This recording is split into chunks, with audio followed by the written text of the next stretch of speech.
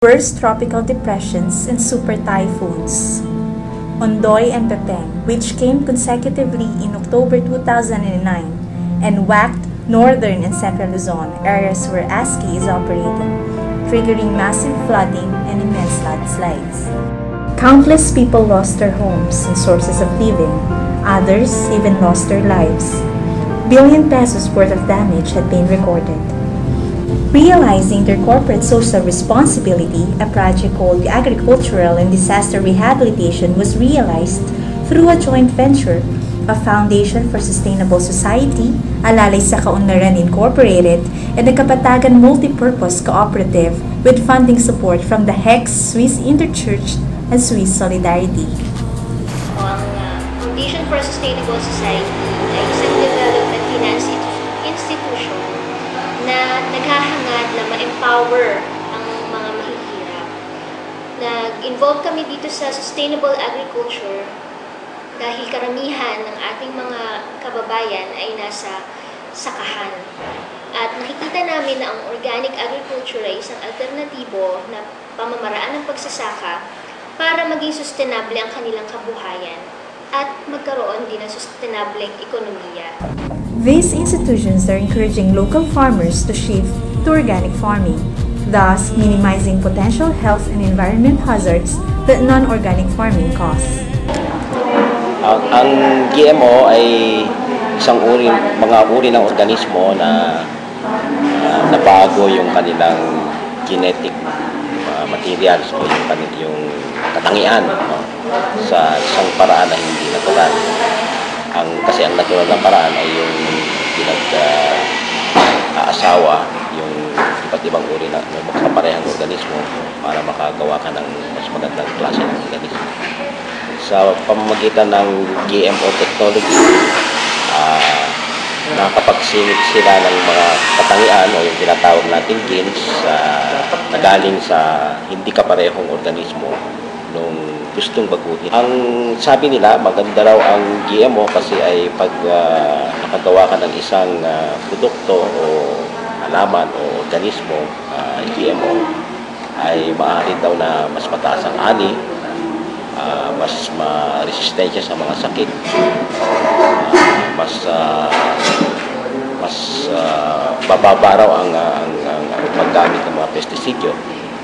Subalit, maraming mga pag-aaral at mga obserbasyon na nakikita hindi lamang dito sa Pilipinas, lalo na sa ibang mga bansa na malalaki na nauna nang gumamit ng GMO katulad ng Amerika at China at saka India. Sa Amerika po, ang marami GMO na kapag nakain ng hayop o ng tao, ay maaari pong magkaroon ng masamang epekto sa katawan ng mga tao at mga hayop. Mga herbicide na ginagamit sa mga GMO products o GMO crops na mayroong resistensya doon sa herbicide na katulad ng glyphosate. This project aims at helping farmers to revitalize their livelihoods and enterprises through agricultural loan extensions. Upon learning that most farmers were using GMO crops, the project holders decided to conduct an activity to encourage farmers to use more sustainable farming practices like organic farming. Isabela and Cagayan provinces are known as the biggest corn suppliers. The main source of living is agriculture, specifically corn farming. Corn farmers in these provinces are known to be extensively using GMO corn crops.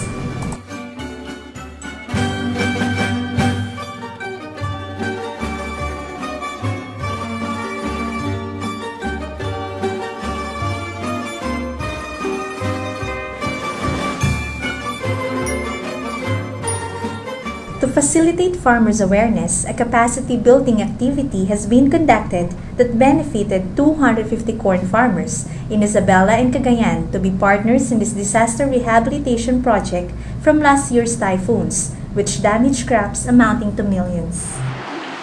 Pag bumalik ka ng GMO, dapat handain mo sa mo. No? Kasi pag i-invest ka na napakalaking pera, hindi mo lang paibibigay ibang kailangan, wala yung mayayari sa inyo. Ito, maraming pag-aaral na hindi naman totoo dramatic yung reduction in pesticide. Hindi ka gagamit ng pesticide o insecticide para sa corn borer. Pero gagamit ka naman ng pesticide para sa iba. Nang kahit susceptible siya, mas marami tayong gagamitin ng pesticide. Dahil na, pinakita ko sa inyo sa Alfonso Lista, linggo-linggo nag-spray sila. No? Sa Sharing Kabunsuan, 5 beses sila mag-spray sa loob ng isang season. According to a focus group discussion conducted by ASCII among 37 of its clients from Angadanan, Tumawini, Isabela, and Solana, Cagayan, were not aware of differences between GMO crops and conventional variety. Some does not even know what a GMO is, even if they are actually using it.